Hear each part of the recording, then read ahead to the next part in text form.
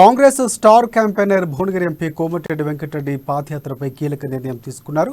నెల 13 నుంచి పాదయాత్ర చేపట్టనున్నట్లు కోమటిరెడ్డి ప్రకటించారు. కాగా కొంతకాలంగా కోమటిరెడ్డి పార్టీ కార్యకలాపాలకు దూరంగా ఉంటున్నారు. ఇక ఈ క్రమంలోనే కాంగ్రెస్ లో ఇటీవల ప్రకటించిన కొత్త కమిటీలో కూడా కోమటిరెడ్డి పేరు ఎక్కడా కనిపించలేదు. ఒకానొక సమయంలో ఆయన బీజేపీ పార్టీలో చేరుతారనే ప్రచారం కూడా జరిగింది. ఇటీవల కాంగ్రెస్ కొత్త ఇన్ఛార్జ్ మాణిక్రావు ఠాక్రే తెలంగాణకు వచ్చిన నాయకులందరితో భేటీ అయ్యారు. కాంగ్రెస్ నాయకులంతా పాదయాత్ర చేపట్టాలని, వారి నియోజకవర్గాల్లో పట్టున్న స్థానాల్లో ఈ పాదయాత్ర కొనసాగించాలని సూచించారు. ఈ నేపథ్యంలోనే కోమటిరెడ్డి పాదయాత్రకు సంబంధించి కీలక విషయాలు వెల్లడించారు.